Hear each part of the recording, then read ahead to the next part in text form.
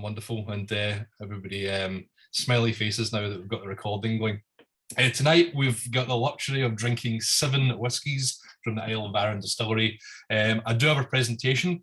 I'll try to be as casual as possible though going through it. I know a few people that are on here have already been through an Arran presentation, and but if you've got any questions that I've not touched on, feel free to ask us. So just jump in the chat and say, tell me more about that, or I want to know a bit more about the distillery, and I'll talk about it more. Other than that, we'll make whiskey the focus of this. Now, the order of the whiskies tonight, we're going to start with the Arran 10. So that's the 10-year-old pack. Then we're going to move on to the Arran 18. Jump 8 years in the making. Not often you jump in a tasting and you're jumping 8 years. Then we're going to go to the 21. So grab the 21. And then we're going to do the 25. So jumping in that 25-year-old whiskey, which I haven't tried yet myself. I've left it to tonight to try. So I'm pretty excited about that, yeah. And then we're going to go into the French Oak Bordeaux. Pretty sure that's what it's called, yep. The French Oak Bordeaux will be next. And then we'll sort of finish off for the Argonne, another French Oak bottling. However, you do have a whiskey left over right at the end, which will be the Macrimeur. I'm going to leave you to enjoy that yourself. What's a tasting if you don't finish on a peated whiskey? So we thought we'd just throw that one in for you, and we'll talk about that because we need to talk about Lag also on here, the new Arran distillery that's creating peated whiskey, and exciting stuff that the first bottlings due pretty soon. In fact, first 3 bottlings of Lag are due pretty soon. So we'll talk about that and when we can expect to see them, hopefully in Australia. And then, yeah, we'll do another one of these and just celebrate Lag whiskey next. Let's just get fired into the first whiskey before we go any further. We all know where the toilets are, so we need to talk about that. Let's get fired into the Arran 10-year-old. If you want to pour one of them and get there. Before I start the presentation, good to have a whiskey in your hand, and a big thank you to everybody for tuning in. This one here is bottled at 46%. So just right on the money, spot on. We're using ex-bourbon, ex-sherry casks to create this whiskey. It's really nice and clean, really flavoursome, lots of like really beautiful fruity notes. But in the background, there's still some like spice and just like it's a really delicious whiskey to start any tasting on. But certainly when I'm out, this is a really good whiskey to sort of, if you go to a bar, hit as your first dram at a bar. It really sets the palate going, really gets those flavour sensations happening, and you really should be picking up lots of really nice flavours after having this as well. It's not too overpowering. So yeah, so thank you everybody for tuning in. And I'll let you enjoy that. Whilst you do that, I will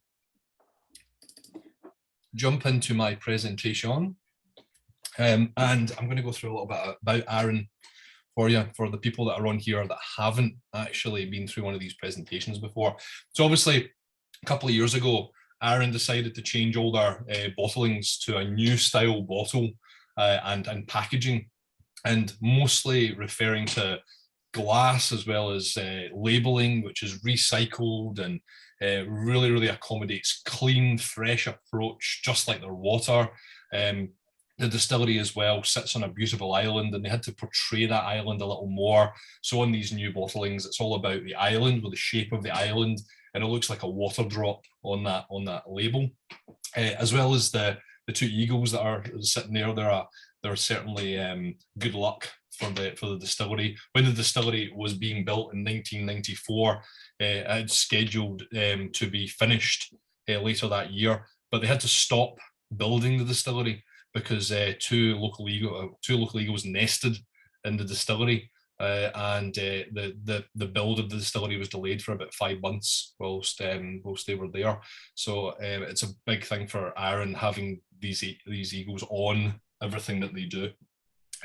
They're really focused on this. Was very good luck for that to happen. And then obviously the stills at Arran, nice, narrow, large, tall stills, and that's how we're going to get this wonderful spirit that Arran creates. So these 3 really important things now on the labels of the bottles.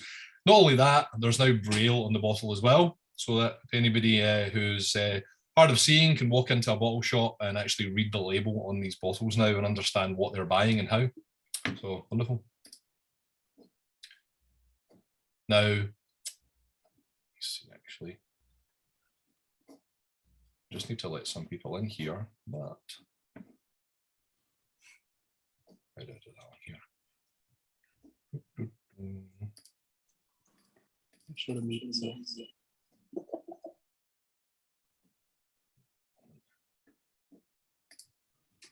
That's fine.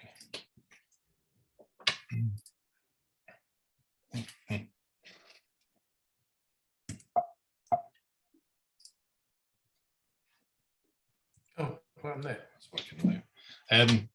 So the thing about Arran, independently owned, so it operated. So the actual distillery itself isn't owned by a big corporate company. What's happened throughout the years is the distillery itself has been offered lots and lots of money to basically create like more of an environment where there is a standard process that goes through, and the distillery doesn't really want anything to do with that. They really want this to be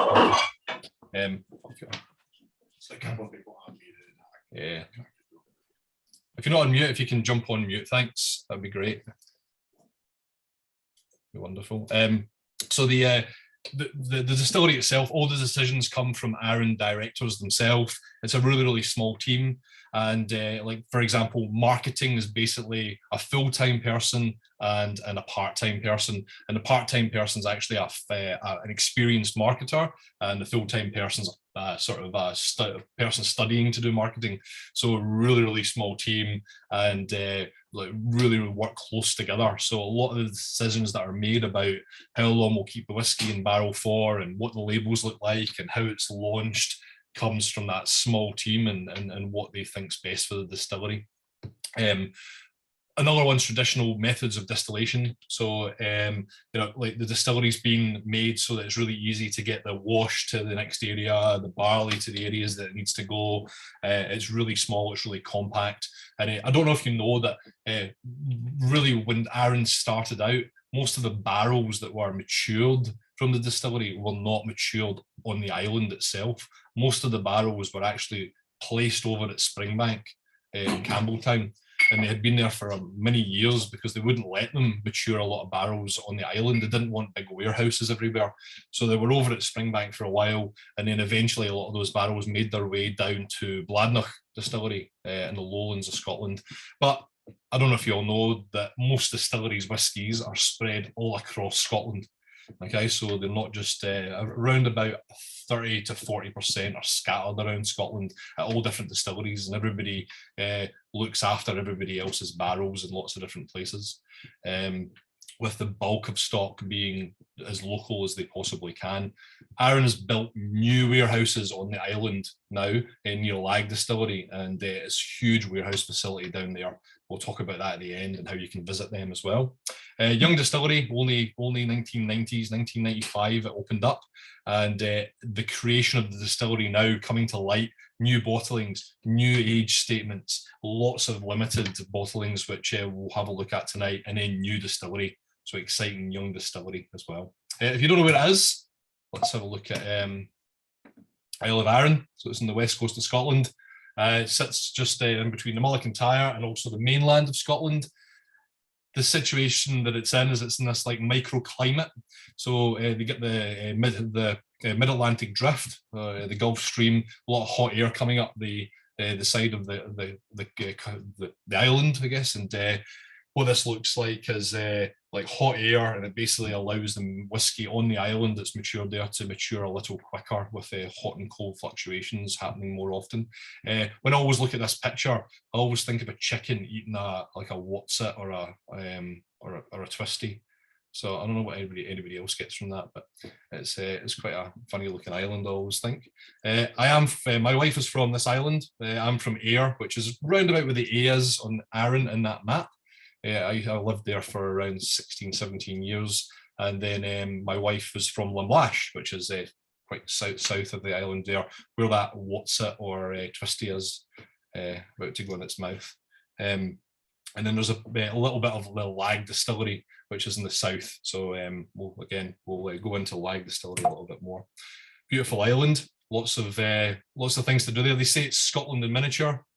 So you can go there, and within a day, you'll pretty much see the whole of Scotland within a day. Lots of castles, there's cheese, there's beer, there's whiskey, there's a lot of mountain climbing, a lot of boating to be had on the island. You can now and again see the Waverley, which is one of the world's, or I think the world's only sea-going paddle steamer.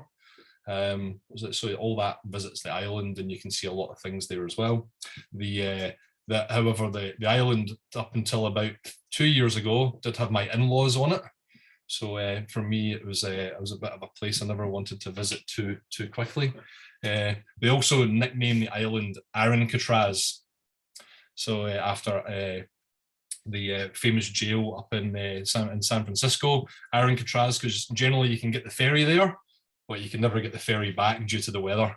You're always stuck on the island for very, very long periods, and got this name Arran as well.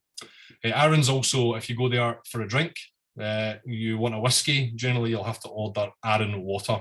That's what they call whiskey on the island. So if you order an Arran water and you're looking for water, you'll probably get a whiskey, because there is actually a book out now called Arran Water, and it's all about the whiskey industry and how the whiskey industry shaped itself on Arran over 200 years. So it's a wonderful book to buy and learn about the history of the Isle of Arran and whiskey, basically. So ferrying over, so the site here is always this beautiful island on the west coast of Scotland in the distance, and the weather's always beautiful here. It never rains at all. It's quite remarkable. This part of Scotland is just, it's always dry and sunny, beautiful. Palm trees everywhere. And this is the island just from another angle. Get a bit of a look of the Isle of Arran. Usually there's snow on top of those mountain peaks, which in the long run, when melts, then flows into the river system on the island, and then gets to a loch called Loch Nadavi. And generally round about there, the water filters through into a bit of a well, and then pushes back up through the ground again after it's filtered. And that water then pushes itself into the loch and down the side of the hill where the Arran Distillery is. And that's where they collect the water from, and some of the purest water. Just a picture of Brodick, the capital, or basically capital of Arran, we call it, and Goat Fell, which is the highest mountain on Arran. A lot of people go there to climb Goat Fell as well. So what do we think of the 10-year-old? We enjoying that one? Good one to start out on. Thought I'd go through just a little bit of the island whilst you're enjoying that. Tonight's all about age statement. So it's all about where have Arran been, and where do they want to go? What's the stopper for them? Where is this sort of end figure? Are they looking to push on to 30, 40, 50-year whiskies? Is that their focus? And we want you to be sort of the decision maker here on this. Like, what do you think they should do in the future? Because they made it to 18 years old, and we saw an 18-year-old whiskey continually in the core range for many years now. But then when they changed the bottlings, they've changed basically how the 18-year-old is. So they've put more sherry in it. There's more sherry influence there. It's darker. And was that the right thing to do? I'm not sure, because we all actually loved the 18-year-old that they had. But what they wanted to do is they wanted to pull the 18 to the next level of, well, what's the 21 going to look like, and what's the 25? And we want you to take a bit of a journey now right through all our age statements. There is a bit of a gap, though, between 10 and 18. We used to have the 14-year-old, which we're hoping will come back in the next 3 years.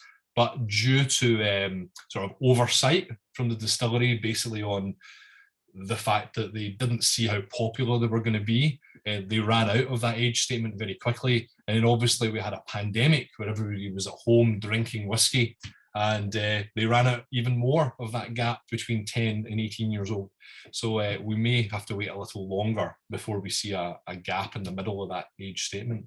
But I'm quite happy to sit and drink 18, 21 and 25-year-old whiskey, I must say. So just a few more pictures of Arran. Loch Ranza is where the distillery sits. It sits was it near the Lochranza Castle there, and there's lots of white stags in the area, which is where Arran's club. If you've not joined yet, Arran have a club called the White Stags, and you should get in there, join up. It's free to join, and you get all news releases of bottles that are coming out, as well as access to limited release bottlings as well. We get some of those limited release bottlings here in Australia, but now and again we do miss out or get a really low allocation. So let's get fired into the 18-year-old now. It's starting to excite me, this sitting here. Now, the 18-year-old is, again, darker in colour than what we're used to. Was it from the past few years? So nice and dark coloured. If you can see that with the bottle there against my dark background. But nice dark, lots of sherry influence. So mix of first fill and second fill sherry hogsheads. So a hogshead barrel, round about 220 litres on average for a hogshead barrel. Previously held sherry, then basically going to a cooper, they're shaving back that oak a little, they're recharring, and then we're filling it with Arran spirit. There's also second fill sherry hogsheads as well, and we're also using first fill bourbon. So a lot of this is first fill, a lot of this is trying to extract as much flavour from the casks as possible, and then complement the Arran spirit. And that Arran spirit's like this tropical fruit. It's spicy and it's a little bit citrusy as well. So that spirit, which is renowned in the industry now, if people have this spirit, they know where it came from, and that's where we can turn around and say, well, it's Arran. Have we complemented it with a cask, or is it just overpowered now? I'll let you be the thought of that. So on the nose, definitely orchard fruits. So nice and fruity on the nose. The spirit kicks through on the nose, but also does the sherry influence on it as well, I feel. There's a bit more of a sugary syrup as well, like a jam syrup or whatever on the nose. And then the oak that they're using, I think, has done so well here on the nose. I think that it's one of those whiskies. I used to do this quite a bit. When you come home from work, you pour yourself a whiskey, but don't drink it. You just leave it sitting on the kitchen bench, and you get a couple of things done. And the room starts to sort of smell of the whiskey that you've got on the bench, and really gets your palate going, and you're really getting prepared to have your whiskey when you come home from work. And this whiskey does that really, really well. A big, bold, beautiful nose, but it's got this really beautiful oak and aroma to it. And but for me, it's like a toasted oak. So really inviting whiskey.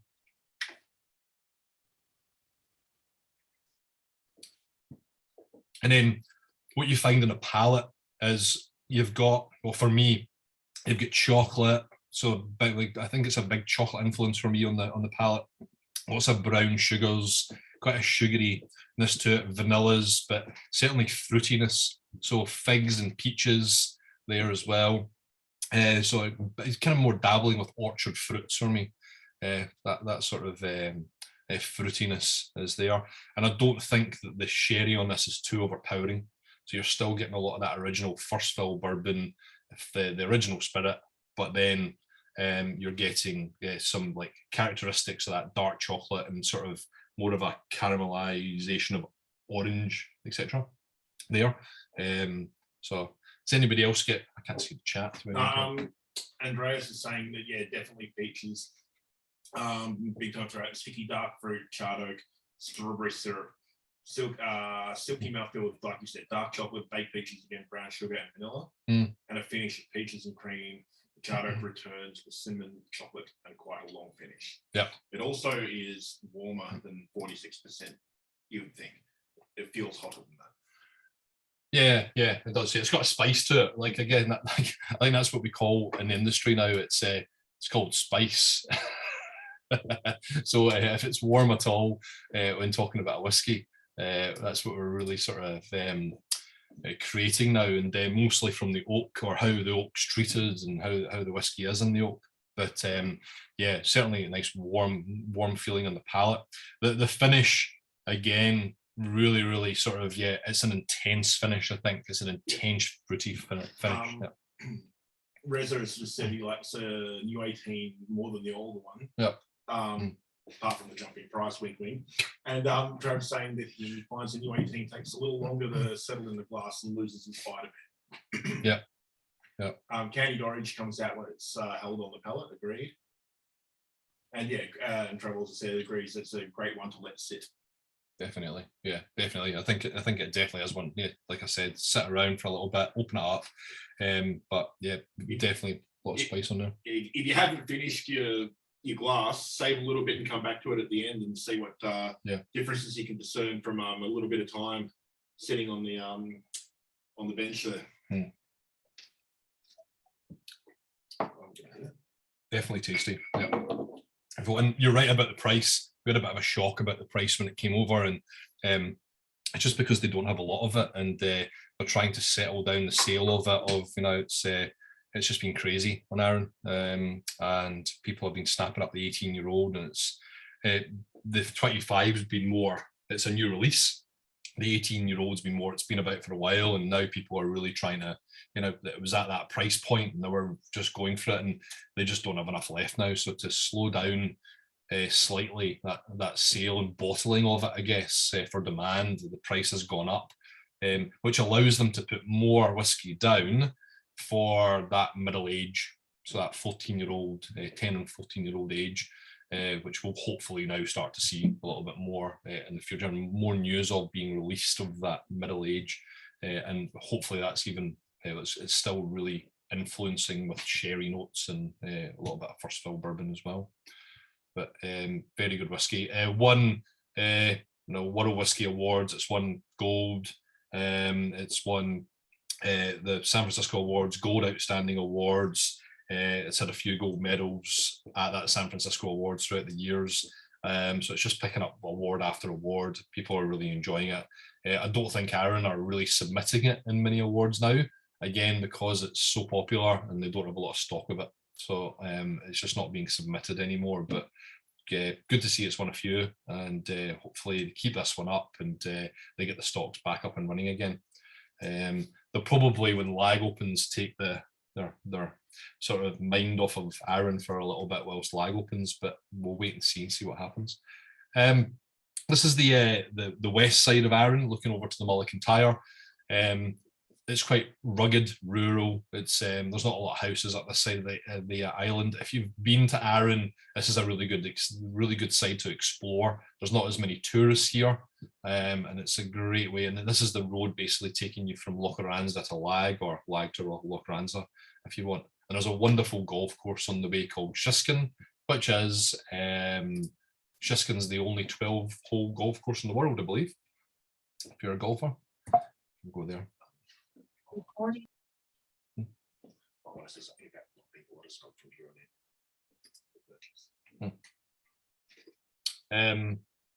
is basically the view from round about where Lag Distillery is. What we've got there is Eels of Craig in the distance, and the lighthouse in front. I don't know if anybody managed to get their hands on this, but Plada, the Kildonan Plada, was a limited edition of Arran. When they were having the Explorer series, but this was what the lighthouse just in front there is what the Plada and Kildonan bottling was named after, this area as well. So beautiful area of the island. So with Arran, so what we've done is we've created a distillery in 1995. This distillery, it originally started off wanting to be more influential on sherry casks. So sherry casks were purchased in abundance, and but they weren't sort of getting the balance right with their sherry casks. They wanted to mature it in different places in Scotland, as well as this combination of bourbon barrel and sherry barrel to keep a good amount of stock being bottled all the time. So they created a lot of new Arrans at the start, so things that were wine cask finishes, mainly bourbon, then wine cask finishes, mainly influenced by like lighter spirit and more younger spirit to start with, to bring money in the door to then produce more whiskey. But in the meantime, had to tuck away whiskey for 21, 18, 21, 25 years for the future, and make sure that they still had that whiskey maturing there, and the stocks were quite high. So really hard time for them at the start, knowing fine well that they had some good spirit. So that would then brought them to this influence of, well, you know, when do we actually change it to what we want Arran to look like? When do we do that? You know, and so it was a really hard decision of when it was the right time to do it. The original creators of the distillery themselves, some of them aren't around anymore to see what had happened, but it was their vision. It's their vision that Arran has kept going over the past few years to do that.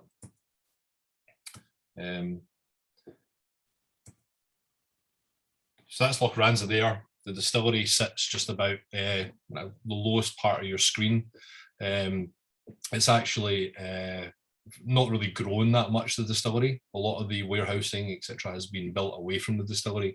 But right in the middle of the screen, there's an area where there's a lot of sheep there. Now, if you do get time and you want to be on YouTube, Arran Football Club were going to be entering the World Guinness Book of Records for the most losses in a row ever. So they had not won a match for 2.5 years in the local league. And along came lots of German media and French media, as well as Scottish media, to watch this match. And everybody came along. Now, the sheep are usually on the part of the pitch there, then they put the goalposts up, etc. And the team went out, and there's a really good video that follows the match the whole way through. And I will ruin it for you, but they didn't lose; they won in the end. So it was quite funny that everybody arrived there to watch them lose and break this Guinness Book of Records, and they didn't do it. But the celebrations at the end are truly fascinating, and there's a lot of whiskey flowing at the end because they've got a distillery right next to where they play. So it's a really good video to watch online if you get the chance. So as I said, from 1994, we're going to go on to the 21-year-old now. So the 21-year-old Arran is next up.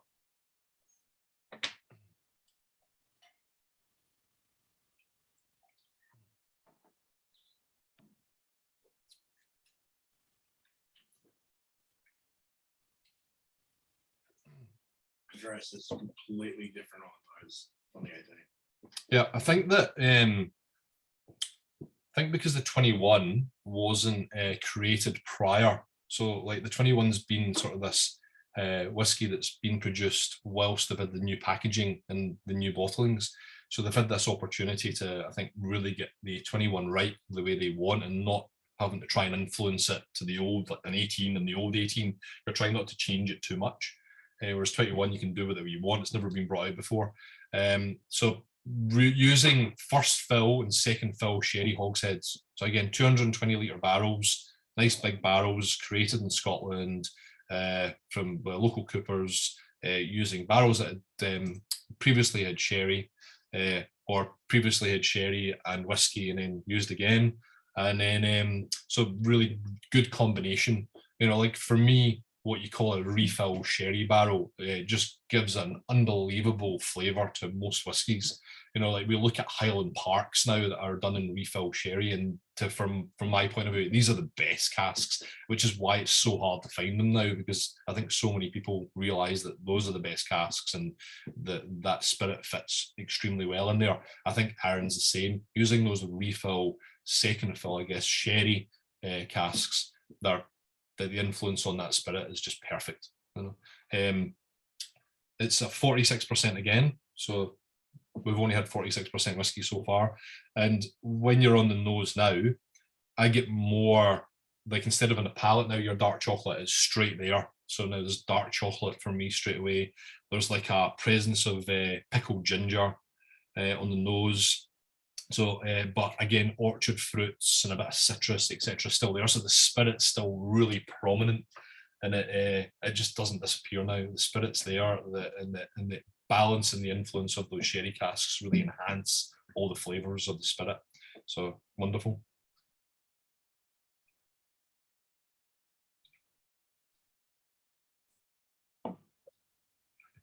Now, so where are we tonight? We'll give you a discount code for tonight. Unfortunately, some of the stuff is out of stock, but if you're interested in it, we do have more coming. What we're having to do at the moment is instead of take our full allocation of product, we're taking small bits because we need to get it on the water because it's taking longer to come to Australia. So what's happening right now is we did get some 25, 21, 18 in. Some of it's actually sold out because there's just a big demand for it, but it shouldn't be too far away, another month or so for more. So if you're interested, email us and we'll give you first option to purchase the next lot that's came in.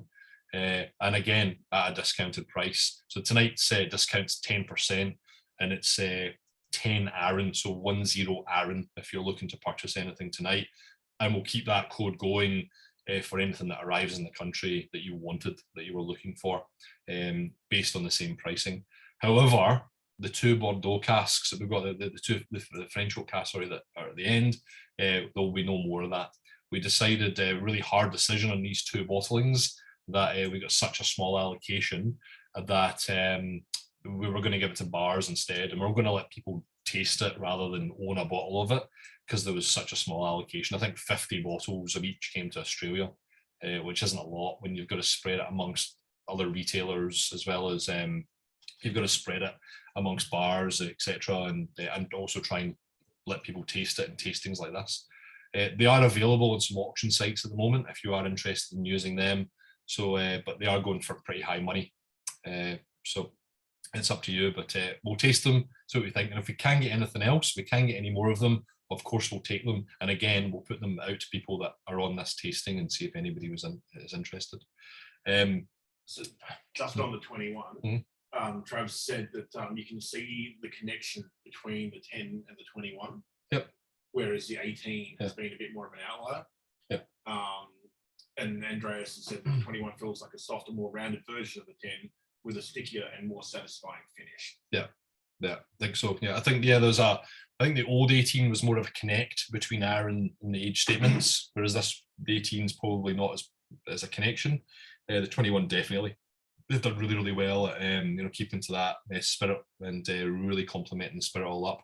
I mean, on the palate for me, the one thing I get from this, which I don't get from many whiskies, is like a roasted hazelnut component to it. And so it's like spicy, it's got this hazelnut component to it. And then because there's kind of chocolate in the nose, I really like that chocolatey hazelnut type combination. Really draws me back to it. I find it quite hard to put down. It's one of these ones that you take big gulps of and you get lots of nice flavour. So it can be quite a dangerous whiskey to open. And then, like I said, like when it's finishing, it's just long hints of like this dark fruit again. So the 18 had this more darker fruit at the end, but this is more balanced dark fruit. I think, yeah, and like you said, much more like the 10, definitely more like the 10. So, and more elegance. I think somebody said that as well. That definitely more elegance. So now this is our allocation around the world, but we've managed to get a fair bit of it. But it has been very popular. I think there are bottles left. Is that correct? Yeah. Which one's the 21? Yeah, I think we have. I will tell you. At least 7 or 8.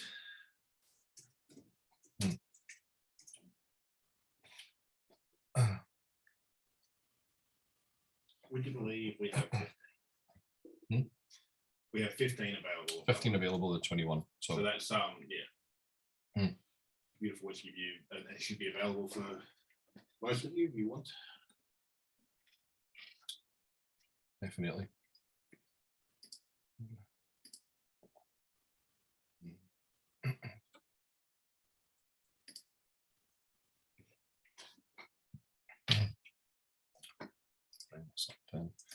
So yeah, I think that the spirit they've created, really, they're doing really well now. As long as they can keep this going, no more changes to the core range, and keep that core range really better numbers coming in, going around the world. I know that Asia has been taking a fair bit of what is there. So we're just pushing for our customers as much as possible to get as much as possible of good liquid from the distillery. What we want to do now is I want to go right on to the 25. Why? Because I haven't tried it yet. So I'm so excited about getting onto the 25 now.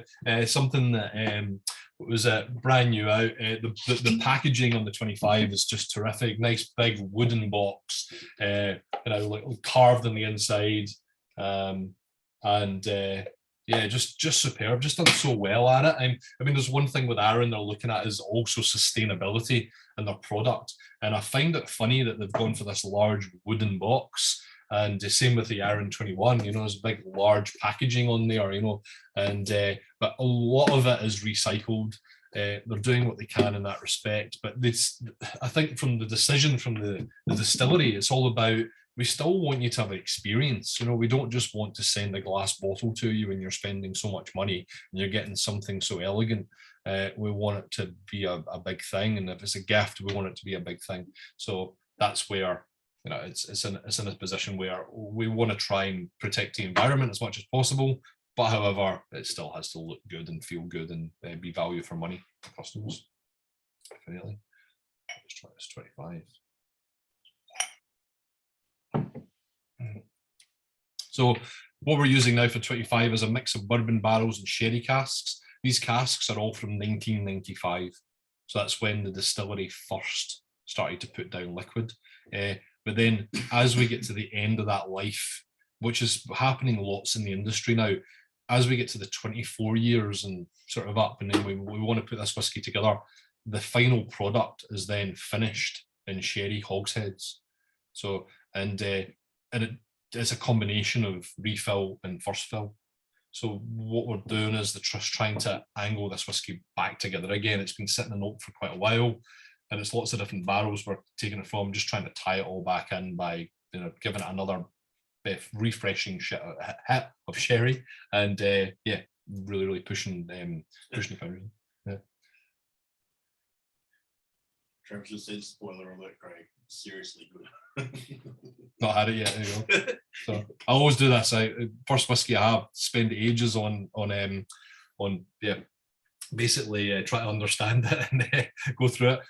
We do a lot of whiskey tasting here at the whiskey company, and yeah, it takes a while. And there's so many whiskies coming out at the moment. It's hard to keep up, I think. But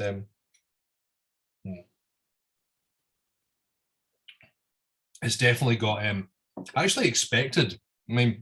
Really expected it to be warm, but I don't feel it's warm at all. Really, I don't feel it's got this massive spice on it. It actually feels quite smooth for me on the palate. I'm not quite sure about everyone else, but goes down quite well. Yeah, I think I'm getting lots of these on the nose, like these, like again, figs. I go back to figs. Can't remember where I got figs from before. With maybe it was the 18. But Andreas was just saying. Yeah. Oh, fig, yeah, figs in the nose.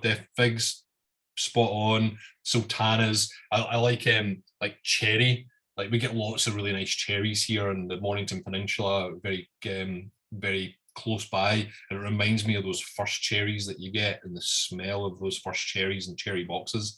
But there's still a spice on the nose as well. I'm not quite sure what it is yet, but and then on the palate, it's just, yeah, it's so delicious. It's so easy to really round out the mouth, and there's still like a zestiness and orchard fruitiness off it. But there's also, I think, like these like nuttiness again. We went to hazelnut last time. Is it hazelnuts? Probably. I'm not really that sure. So,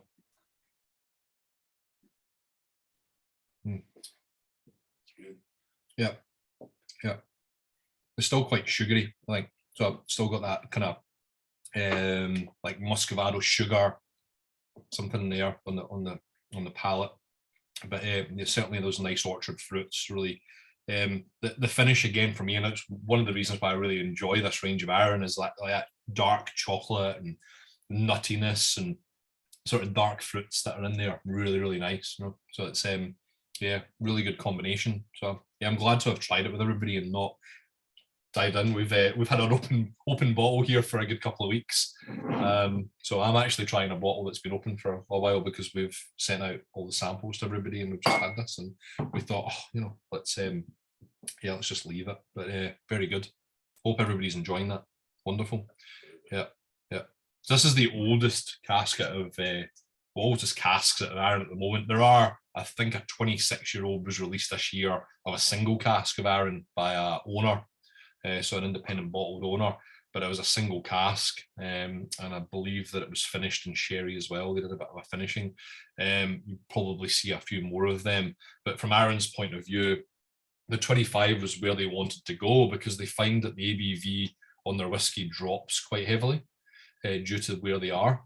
So the local climate allows the whiskey to ABV to drop quite severely. So I think they were starting to get concerned after 25 years that it would drop below 46% and you would start to be selling a 43% whiskey.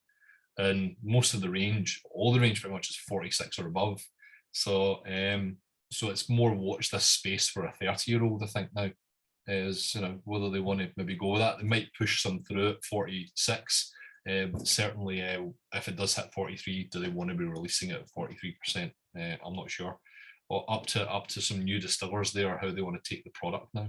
So most of this, up to 25, has been overseen by James McTaggart, who recently is retired from the distillery. So there's 2 new distillers now, but I guess James has overseen this up to the 25-year-old, and it's nice to see him when he leaves to have that released and see what the hard work's been throughout the years.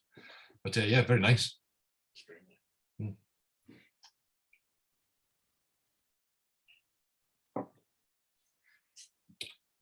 I'll talk a little bit about lag at the moment, actually. I'll let everybody enjoy that. And if you've not heard of lag before, Arran built a new distillery, and that new distillery is in the south part of the island. See if we can get a glimpse of that here.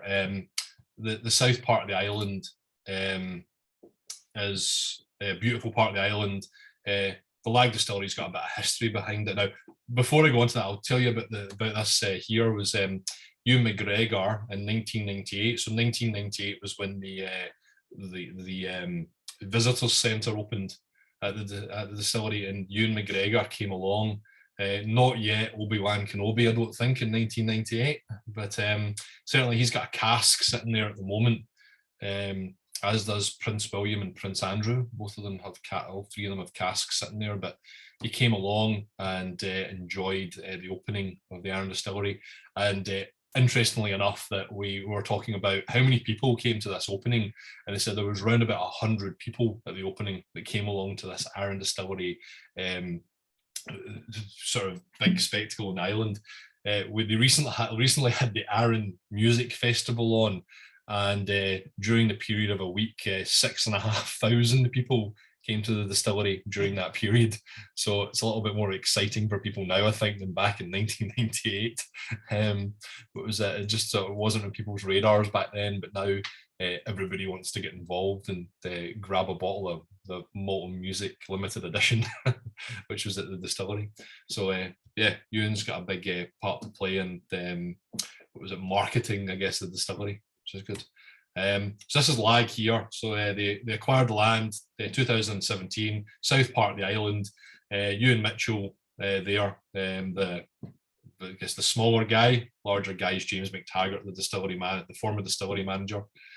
And this was opened. It was a field. It was just down the road from there. There's actually a distillery, an old distillery, which they had been searching for. Somebody was researching Arran whiskey on the island to present a book, and the book was all about previous history of Arran whiskey. And they knew that years and years ago, back in the 1700s, there was a lot of whiskey made on Arran. They think there was around 50 to 60 little distilleries on Arran creating whiskey, because it was somewhere where the tacksmen just wouldn't come to Arran. And they used to take the barrels over on little rowboats over the Firth of Clyde, over to the west coast of Scotland. And Arran was one of the most sought after whiskies in the world. It was up with Glenlivets and the Glenfiddichs of the world.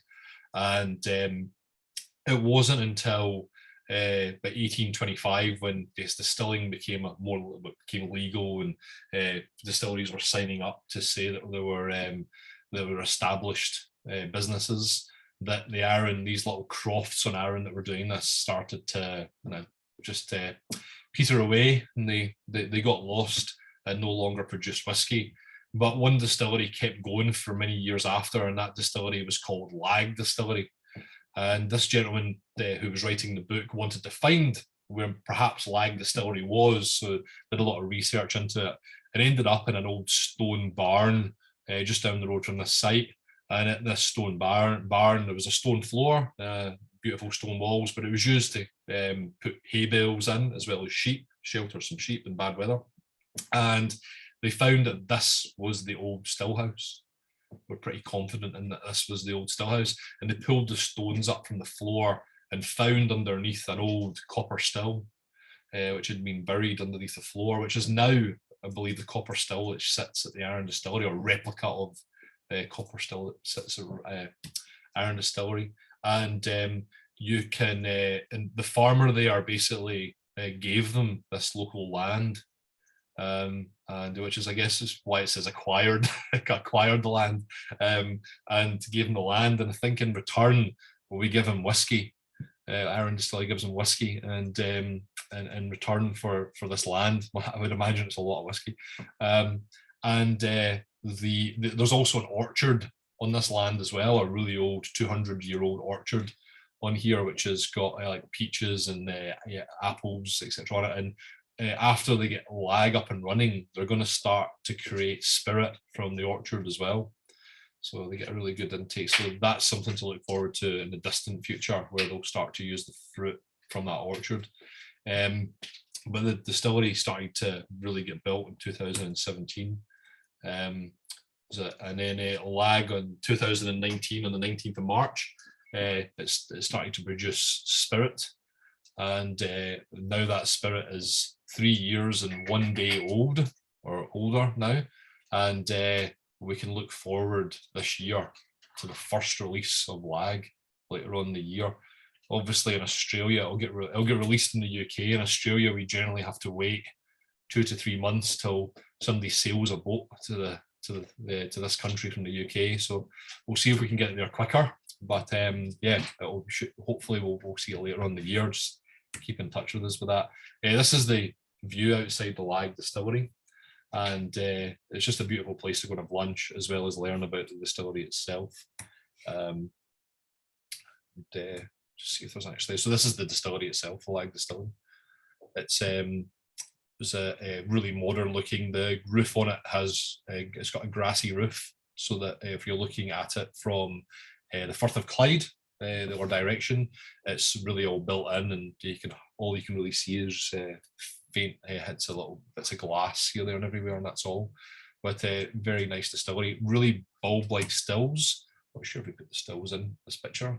It's the distillery being built. These are the stills here, so nice big fat bulb stills, so creating quite meaty content, meaty whiskey, but whiskey that's peated to 65 parts per million if you're a Fennels count person. So it's a really good indication that it's going to be a quite a peated whiskey and quite an oily whiskey. So, but don't want to get everybody's hopes up too much, because we haven't tasted it. We do have new make spirit here. If anybody's ever interested in tasting the new make spirit from Lag, feel free to get in touch, and we are happy with an order to send out a sample of it too. So we do have some here, but just a very, very small amount out, so you can get an idea of what it tastes like before it goes into a barrel. If you don't do that, we'll obviously have tastings later on in the year for Lag as well. I think we'll get tucked into now the French Oak Bordeaux. By the way, in chat we've discussed it, that they need to make a Ewan McGregor Lou Canistered Obi-Wan release, like Nick Offerman did for Lag. Yeah. Lake of Woolen. I think that's a great idea. I can't believe I've not even thought of that. Yeah, a blue one for Loch Ransom, yep, and a heavily peated faded one for Lag. We own a few barrels, so maybe that's what we should do. Is the first barrel release, exclusive Australian release. from the whiskey company. It's such a good idea. Whoever said it's now going to want to. And I think Andreas has got claim to that. Andrews has got claim to it. He's like, that's mine now. I want royalties from this. But yeah, great idea. And hopefully you could get Ewan McGregor to to launch it for us. Was it no luck? We'd get somebody who played 3CP or R2D2 or something like that, or a stormtrooper, to do it. But yeah. 3CP. Sorry. Sorry. Let's try the Bordeaux. The Bordeaux.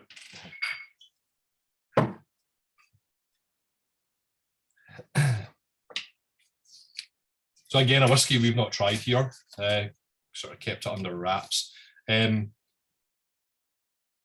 Basically, the whiskey that's created here is again more of of a limited edition trial of what they've been creating now with the core range. So it gives them this opportunity. There's lots of little different single casks that are being brought out from Arran. This is really the first core range limited edition they brought out in the style of everything else. And it's been heavily talked about in the industry. So they're really building up to be a fantastic whiskey here. But it's a 15-year-old whiskey. They were used to make red wine, these casks from the Bordeaux region. I think it's called Médoc, the region, in sort of North Bordeaux. And they've been sitting in there for past 15 years. So sitting this thing, and so quite experimental for Arran. They are experts at cask finishing in red wine and wine casks, but not so much full maturation in wine casks. So really big thing for them to get this right.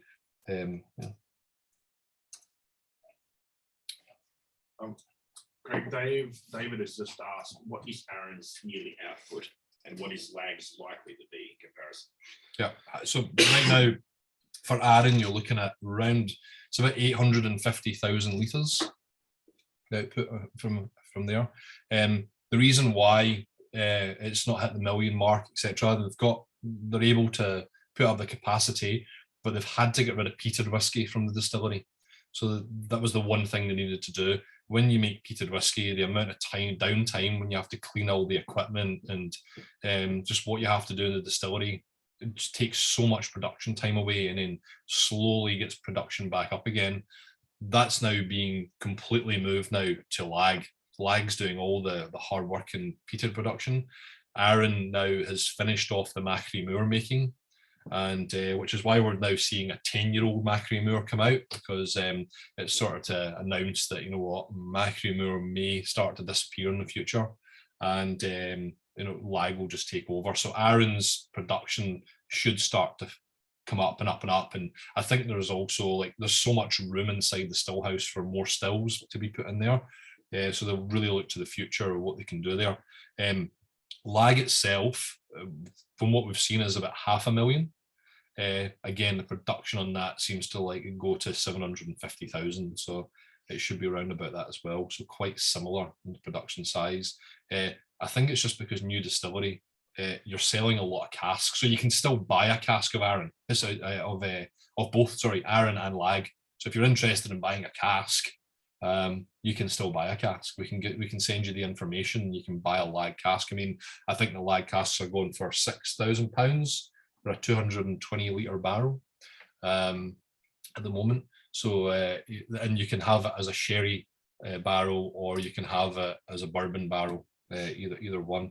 And I think Arran have also got these options of wine barrel, bourbon barrel, sherry barrel. But I think the sherry barrels from Arran are quite expensive. They're up in the 8,000-9,000. So a lot of production has been going to that at Lag, as actually producing casks for people, which I guess they will sell back to the distillery for a nice little profit, and as they bring Lag up and running. But it's been a good way to fund the distillery, and there might also mean there's lots of independently bottled Lag going to be about very soon, depending how much they want to, how long they want to mature it for. But I'd imagine peated whiskey, you're going to want a new peated whiskey, you're going to want to bring it out pretty soon. Nice young spirit, lots of peat still left in the spirit, because the cask generally draws the peat out after a long period of time, and you're really going to want to see that peat. So, but yeah, hopefully in both distilleries, lots of room for increasing production as the popularity grows. Yeah. Now this one here, I've got again, like this is more for me, just like summer pudding berries, like dark fruity summer berries for me. However, massive big punch of that, like a new cigar type that, or the paper from the cigar, can I get? So it's got this really big pungent nose on it, but again, full of like brandy-like characteristics and sultanas, etc. for me on the nose. But on the palate, it just explodes, and all these different flavors are coming from everywhere else. I actually love to see what everybody gets on the palate for this, because for me, it was just a bit of an explosion of flavor. I really kind of, you'd have to sit on this for a while and kind of gather your thoughts and from what you like really think this whiskey's all about. But huge flavors on it. Yeah. Yeah, it's big in its bowl, and there's a lot going on. Mm-hmm. Yeah. Like for me, like, I find summer berries again, like these chocolate coated like raspberries or something like that you get, or strawberries, you know, yeah, stuff like that. Certainly dark chocolate still there, and then Christmas cakey cinnamons and nutmegs on the palate. Lots of that. But again, nuttiness. I'm getting a lot of nuttiness as well. So we've got a couple of people. Trevor said he's surprised by the Bordeaux. It's managed to keep a level of spice and drying saltiness character and spirit character on the palate, despite it looking and perhaps snoozing like it might have been drowned out by the cask. It's really good. And Robert said the oak is magic. Figs and dried fruits, almond, pastry, vanilla. Damn, the flavors are popping. You nailed it, calling it an explosion. Darren said a lot of rancio and tannin on the palate. Very dry. I think a 12-year-old would have been better. Too much oak. Too much oak. No. And marzipan in the background from Dave. Yeah, I get that. Yeah, I get the marzipan. You've said it there. Yeah. Actually, one thing I get on the finish, really long finish, but if you really bury down, lots of like that, like plum jam on the finish. So it's just like lingering jamminess on the palate, like sweet fruitiness on the palate. So it's quite nice. That I quite like that. It just kind of doesn't go away, which means you don't need to continually drink it. It's really a slow pace whiskey because it's hanging around for such a long time. Yeah.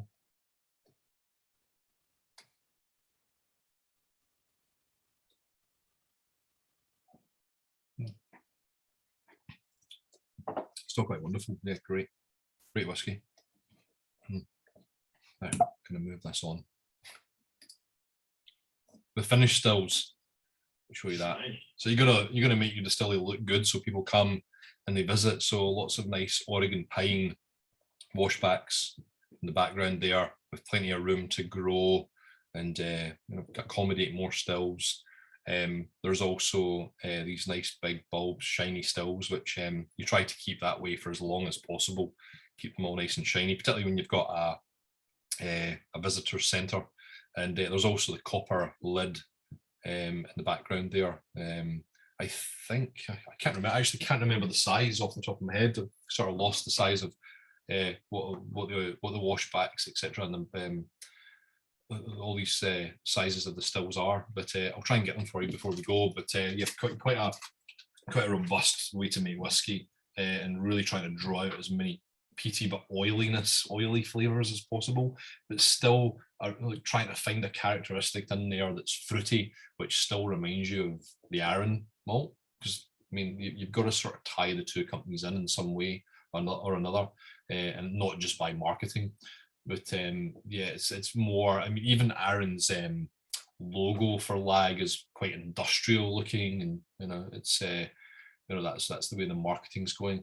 So, and I think there's plenty of room to expand at this distillery as well. Roundabout all the warehouses are on site here. So there's I think two or three large warehouses now on site, where everything's matured. Yeah.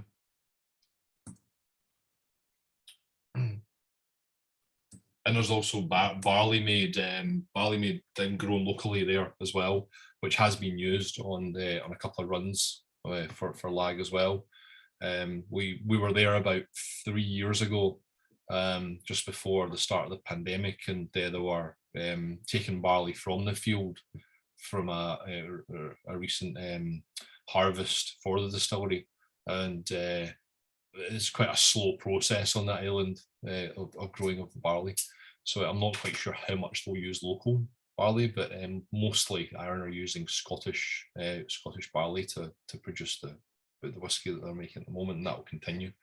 But there's certainly a lot of fields and a lot of barley fields on Arran that they can use for future produce. So it's a good time. Let's try and see what we think of the Argonne next, because we want to really try these as close together as possible. Sister whiskies.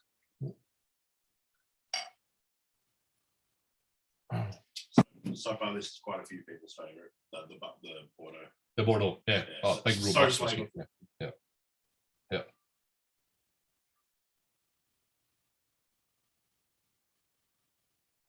So casks taken from the Argonne forest in northeast of France. They were used to make wine previously. So in a village called I think it's called, or AY, I'm not sure totally how to pronounce that. But the wine, again, quite robust oak that's in here. So big cask influence on these whiskies. Again, whoever has put these together really has to try and balance out the spirit with what the cask's giving. I mean, somebody had just said, 15 years is too much. I'm always that person. I always think, you shouldn't have gone that far. It's too much, and if it's just too robust, sometimes it's like, I just bring it back a bit. Bill Lumsden, distiller, puts a lot of water in his whiskey, and like Glenmorangies, and it's nice, and you can see where he is and what he's trying to do with it, but sometimes that's too light. So there's always this really happy medium on, again, how much flavour you put and influence from the cask.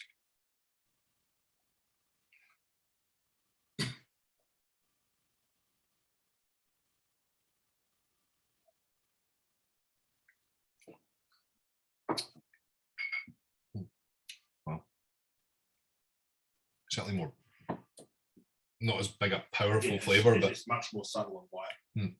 Yeah. Doesn't hang around the same boldness on the finish either. It doesn't, yeah. But it's fruitier. Yeah, I think that's why it's been more popular. It's certainly on looking at reviews right across.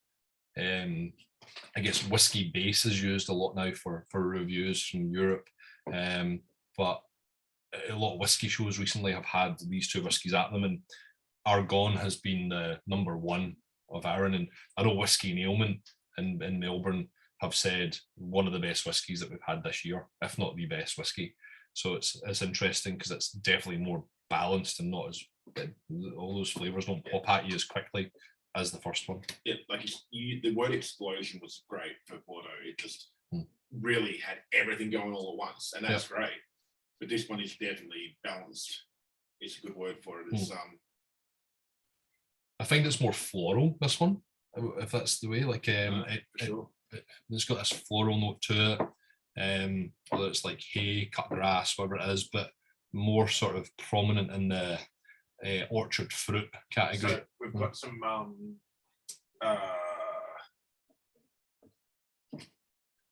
sweet wine pear drops preferred to the Bordeaux, or French oak influence.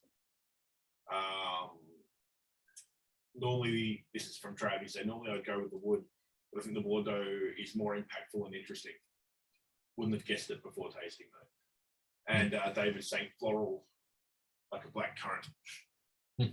Yep. Yeah, there's really good colors. Yeah.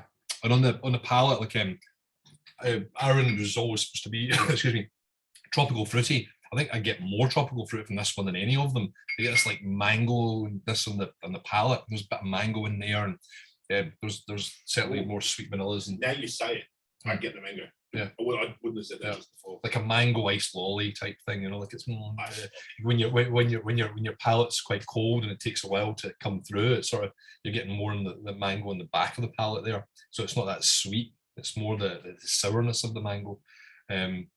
So, but yeah, I quite like that one. It's Meringue, quite mango, nice. and passion fruit.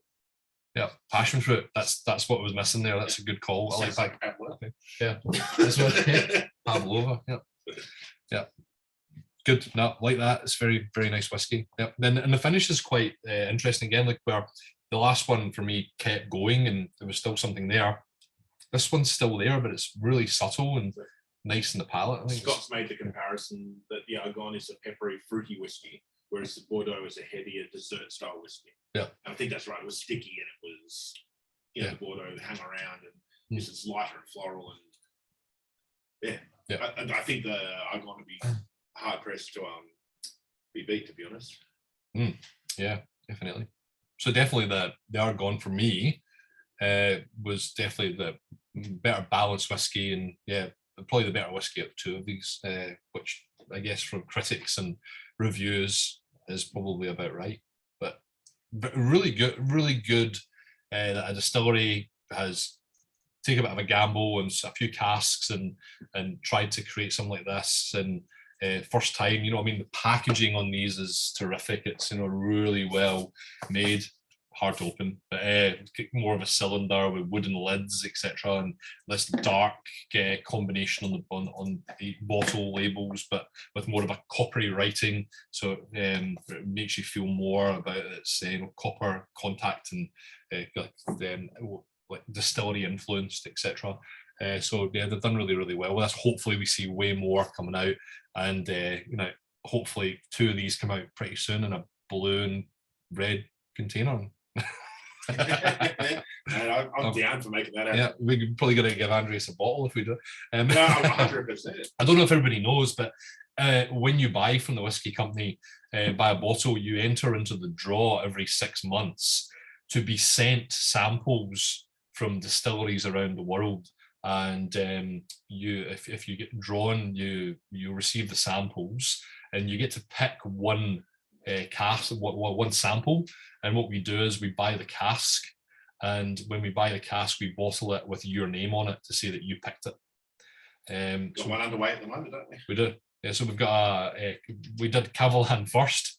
Interestingly enough, a Cavalan Vino Barrique was brought out about a year ago, and then we've got another. So it's a little slow at the moment. Our Christmas winner was, or just after Christmas, the New Year winner has picked another Cavalan, which is a Madeira cask coming out, and we're about to this month pick the next person who will have samples sent. So hopefully we move away from Cavalan. But, we're sending people just random samples from a few different places, and they keep choosing Cavalan. Andreas is just showing us that he's got I think that's a Drum the Doom Point 10, yeah. And is that the quarter cask? Yeah, quarter cask. See, the quarter cask is the most, for me, the most tropical fruity of all of them prior to this Argonne. That's always, you know, really super punchy and fruity. Yeah. But I'm saving a little bit of both of them to go back again at the very end to see the differences. Yep. Great English that was. Yeah. Yeah, it's always good to keep a little bit of whiskey in the glass and just see what it's like as they open up. Sometimes very hard though when you've only got 15 mil or sometimes 30 mil. It's very difficult. I don't know about you, but I go along to tastings that's 15 mil and it just disappears so quickly. And then somebody says, "Oh, when you return back to it," and I'm like, "Return back to it." Leyland has just said he's just given the stats on lag. So it's a 72-hour fermentation, 4 Oregon pine washbacks, 24k liters, 2 stills, 10,000 and 7,000 liters. There you go. Brilliant. Thank you for that information, Leyland. Wonderful. Yeah. Yeah. It's I like how they've used Oregon pine as well, because not a lot of people are doing that now. They're using stainless steel They're sort of, I guess it's a shortcut from traditional ways to create whiskey. Interestingly enough, everybody using like a lid on the masher, because at the Arran Distillery, it's all open. A lot of the stuff's open, and you can see in there. And I thought perhaps new distilleries now would sort of create something that was more of an experience, particularly when they're going to have a shop and a visitors centre. But still, there's this tiny little window that you can see everything in. And I thought, oh, maybe it needs to be now that that's open up more, so people can actually see what's going on inside. But it'd be interesting to know, with the lids on these things, how much influence does it give them? But it's certainly good going along and being able to see it up close. I don't know if anybody's got a trip organised to Scotland anytime soon, but if you're ever interested in a tour of Lag or Arran Distillery, please get in touch and we'll try and have a look at that tour for you and see what we can arrange for you. Again, that's what Mariella was doing this morning, going to pick up some customers that had booked a tour and from another country. Have you got any 18 left that's been sitting out? Yep, I do. Go back to that and that chocolatey. Yeah. Oof. Yeah. So Dave just said a drop of water in the 18, no subtle long intense chocolate. Still a bit of coffee in the finish. So the 18 is definitely one where I would do that whole open it up when you get home, leave it on the kitchen bench, go do a couple of things, come back to it, have a sniff, go away again, come back to it 2 or 3 times to just watch it open and smell how it's opening. And I love whiskies like that, how they just change in the glass, they fill the room with this beautiful aroma. Not good for the kids, mind you, but yeah, it's a good whiskey for that 18. That's definitely the one thing. It's a waiting whiskey, wait around for it to just sort of hit its peak when it's outside the bottle. Gets a bit of air into it. Yeah. I'd be interested tonight. Let's include the French oak casks. What everybody's favourites were. Maybe they're your 3 favourites. Be interested to know if you want to stick it in the chat. We do have the Macri Moor as well. I think some people have said, I love the Amarone, etc. I love Sauterne.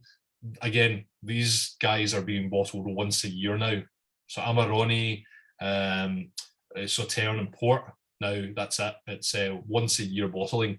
Now, believe it or not, Australia is the largest market in the world for those cask finishes. We buy more cask finish whiskey from Arran than any other country in the world. So we do get our hands on a lot of it, but it's starting to get harder and harder. It's starting to get harder and harder. So Amarone cask is the most popular as well. So it goes quickly. Port goes quickly.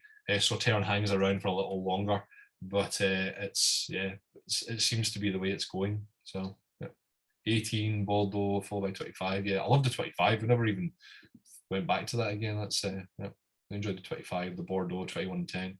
Yeah. Again, 10's fantastic. Again, 10. If you go to a bar, 10's a great way of really opening up your palate and getting you ready for a night of whiskey.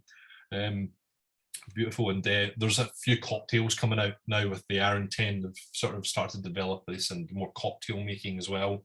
I'm not sure if anybody's into cocktail making, but Arran 10 can really hold itself well in an old fashioned or a whiskey sour as well. Actually, the Barrel Reserve is perfect for a whiskey sour if anybody's making anything like that at home now. Certainly one to go with. They've still got Robert Burns. They still do Robert Burns Arran. They're the only distillery in Scotland that's allowed by the Burns Federation to make a whiskey that has Robert Burns' name on it. But Arran also make a blended whiskey, and it's a Robert Burns blend. It's the only blend that they do. And then they've got the Arran Gold Cream Liqueur, which again, round about 7-year-old, 5 to 7-year-old whiskey, single malt is used in to create the Arran Gold whiskey. Yeah. So, yeah, I'll open up that Macri Moor. I'll let we may as well push on to it, talk about it. We've got a few minutes going, but yeah, this is going to go. It's such a shame because it's such a good whiskey, but I guess Lag will take its place. But the 10-year-old will be here with the 25, the 21, and more 18 in about a month and a half's time. So the 10 will be good to start to understand Macri Moor as it develops 3 years more than this.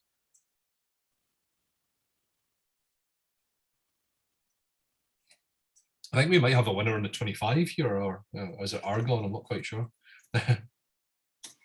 I think you're right, Trav. There's not many distilleries that can produce a whole range. I mean, most of this is core. We're thinking of the 10, the 18. We didn't try the barrel reserve today, but 21, 25, that's all core range. Macri Moor's core range. You know, we really only tried 2 limited edition whiskies.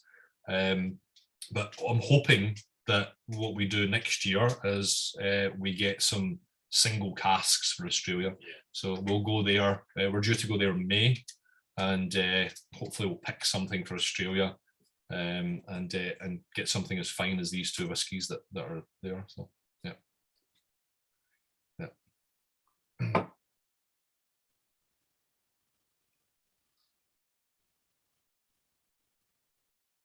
We're going to go, we'll definitely have, because we've got some lag casks over there.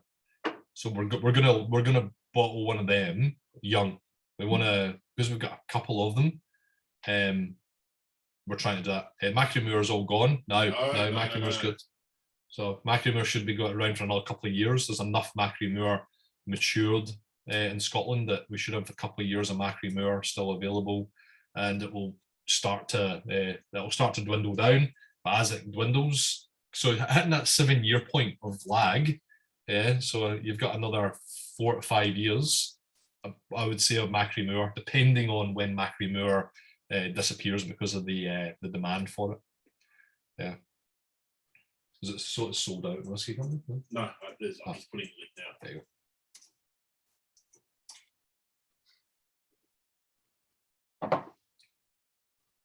And again, Macri Moor is terrific. I don't know if anybody's drinking this at the moment, but it's a superb whiskey. It's got lots of fruitiness to that as well. Stop sharing this now. That's it. There we go. Yeah. Yeah, so we were out of the Macri Moor for a couple of months there, but in the last couple of weeks we've had new stock come in a new tin, more resembling the core range. So that's available right now. Just put the link in the chat. And that, again, all the Arran products that we have available at the moment are covered by that code. So 10 Arran, 10 Arran. Yep. Cask strength Macri Moor is still there as well. Yeah, absolutely. Yeah. As well as the 3 cask finishes, barrel reserve, the bodega sherry, all of that. So if you haven't tried any of the others that haven't been featured tonight, and you've liked what you've had tonight, maybe give them a shot if you're or if you have had them before. Good time to stock up. If you can't wait on the Arran 25 as well, there are a few stores out there that are receiving their stock now. So get in touch with Arran through inquiries@thewhiskeycompany.com, and we'll tell you those stores to go to. If you cannot wait on more 25 coming in the future, there are stores out there that will start to receive their stock. If you're out close to those stores, that's great. Some of them, I'm not sure if they're online, but they may be. But we still have, if you're in Adelaide, I'm not sure where everybody's from, but Adelaide are still due their Arran tasting. So we've asked Nola if they want to go ahead with an Arran tasting, and also in Brisbane to Malt Traders, they still have not done anything with their Arran and tasting as well as sell their Arran yet. So they're still sort of open for something to happen. But we have had the Arran tasting in Canberra already, and we have had it in Sydney already. So we'll see what else we can do. Perth's a bit far for us, so yeah. The single cask, these French oak ones, weren't on sale for retail, just not available for retail. We just didn't think it was fair. We just wanted it to be out and about so people could try it, because the price of them, we actually ordered this back in October 2021, and it didn't get here till May 2022. So by the time it got here, it had went up 10 times in price, in the UK. And we're like, we just don't want it to give it to people and they collect it and save it and inherit that 10. We'd like them to try this. It's the first time Arran have done it. Let's see, but they are available on auction sites at the moment. And saying that, I think they've come down in price a little bit at the moment. There's not as big a push on these auction sites now with people spending as much money. So if you are interested, jump on some of these auction sites. What they called Scotch malt whiskey auctions. I'm not trying to get you to buy somewhere away from us, but good one to go to. Scotch malt whiskey auctions is certainly the biggest one in the UK, and maybe you'll find the bottle sitting there, and yeah, it's worth getting. It's they are pretty good, and it could be for collecting. Sure. Up to you what you want to do. Yeah. But is anybody any questions they want to put on the chat for us about Arran at all, in general, and whiskey, mind you? So Leyland's got a bar on the Sunshine Coast. Maybe we could get him some Arran for people up there. Definitely get in touch with us for anything. Anybody who's interested, and especially if you're sitting at home and you're scowling around learning about Arran, and you see like the Malt and Music Festival bottling is going to be released in 2 weeks. Get in touch with us. The more we shout at Arran about the things that we want, I think that what we need to do more is to go to them and say, well, this is what we want because our customers are asking for it. But not only that, my in-laws are from, and my wife is from Lamlash. We have lots of friends on Arran. So we tend to pick up a lot of these bottlings. I mean, what we tend to do is we put a pallet together over in Scotland, and then we pick and choose things round about Scotland and pick things up and just keep popping them on the pallet. And then when the pallet's near enough full, or we can fill it with something that we import, we fill it up and we send it over. So we can do that for you. We can have a look. Yeah, as long as you share the bottle with us, that's the That's the caveat. That's right, yeah, rules. Yeah, I'm actually loving this Macri Moor tonight. I think it's because the 2 French oaks have really opened up the palate well.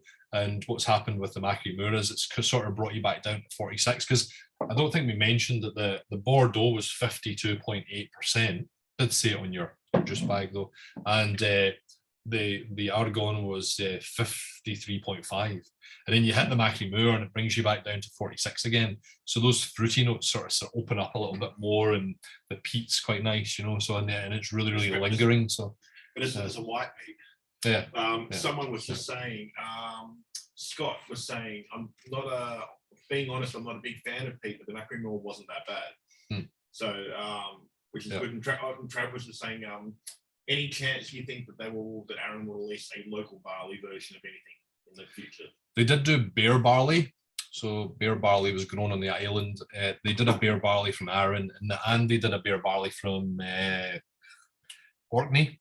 So I did an Orkney bear barley Arran. You can still find it again on auction sites now and again, called bear barley. It was a terrific whiskey. Did a cask strength version and a 46% version of it. It was extremely expensive and hard to make, so I don't know if they'll be doing it again. These bottlings are really expensive. They just sort of throw out what they're doing at the distillery, and again, I think it's all about cleaning equipment, etc., just so that your next batch of barley isn't thrown off by anything that's still in the system. But for me, I mean, I'll look for that beer barley. I love it. It's such a beautiful, creamy whiskey.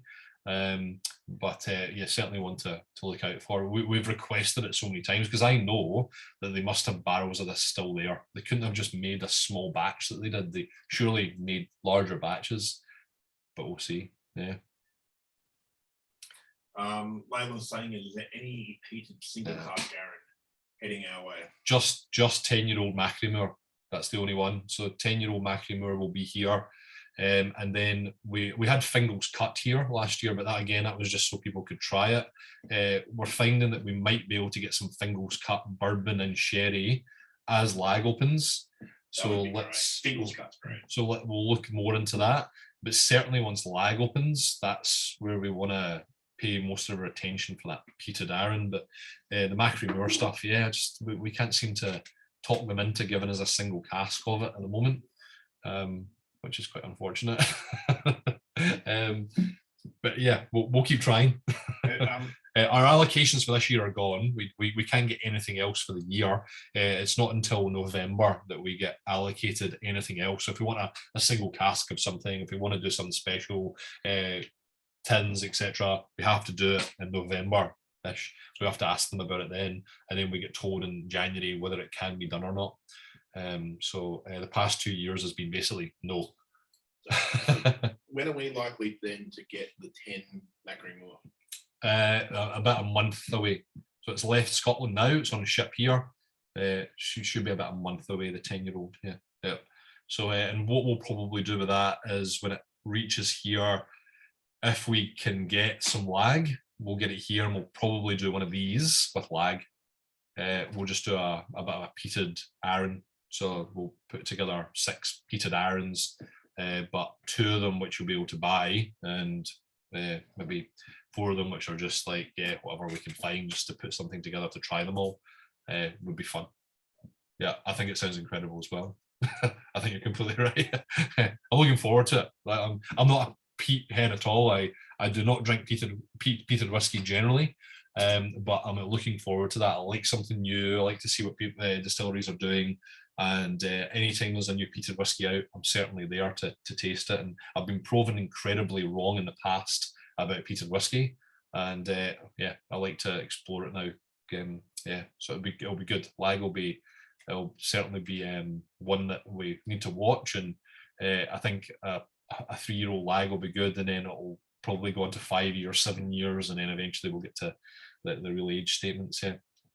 Oh, tomatin tasting.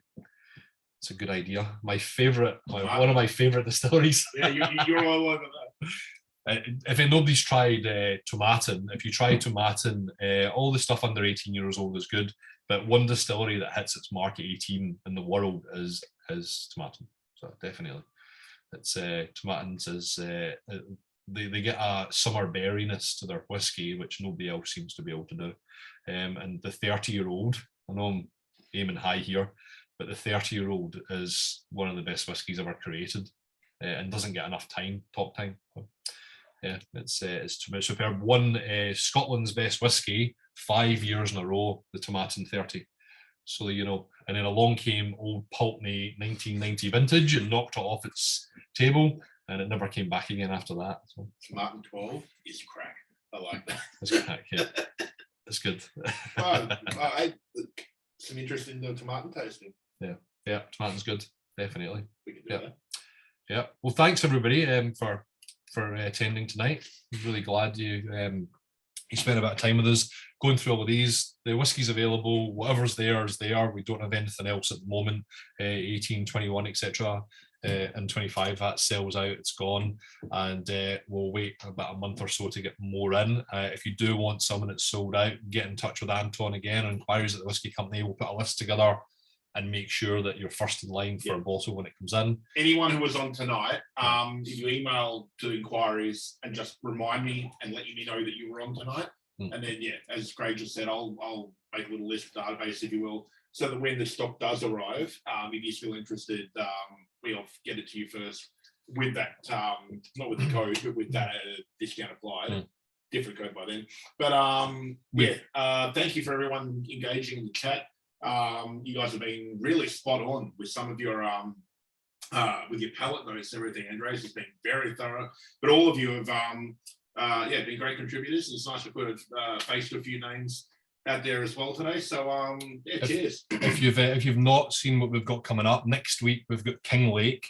So we're breaking down a King Lake bottle. We're going from it was supposed to happen a month ago, but there was an accident at the distillery and we couldn't do it, so we've postponed it. It's next week on Thursday night. The week after that, we're taking you to the Lakes Distillery in England, who just won World's Best Whisky Award in the World Whisky Awards. So the Lakes is just up. Anton will send out tomorrow a discount code for everybody that was on tonight's tasting for the Lakes one. And the Lakes one will be good. Just be interesting to see what they're doing. And we're going to taste their brand new whiskey that's came out called Whiskey Makers number 5. The number 4 won World's Best Whiskey. We were tasting number 5 on that night. Number 4 has just disappeared off the face of the planet since. Yes, but great one. And then the week after, 2 weeks after, will be Lark Distillery. So if you're interested in celebrating 30 years of Australian distilling, we're going to head to Lark and talk to Chris, the master distiller down there, about what he's doing at Lark. And there's a few extra special whiskies. And then 2 weeks after that, we've got Lime Burners. So we've never done Lime Burners before. It's been extremely hard to tie Cameron Syme down and get his experience. It will be amazing. one of the biggest distillers, and if not in Australia, the world, Cameron. So just be great to just listen to what he's got to say about his distilling, and we'll taste all sorts of whiskey. I think there's going to be 9 whiskies in that tasting, so it'll be pretty full on. And but yeah, we'll get a lot from Cameron and what he's got to say. But wonderful, yeah. Thank you very much. If anyone is interested in the King Lake Distillery, which is next Thursday, and you're on the East Coast anywhere, people in Western Australia, it's probably a little pushing it to get there. There's only 2 packs available still left. So if anyone is interested in that, a deconstructed whiskey, so to speak, you can jump on that, and we'd love to see you next week as well. Be a bit different. Wonderful. Thanks again. Have a wonderful night. And I'll Stay see you safe, soon. everybody. Cheers.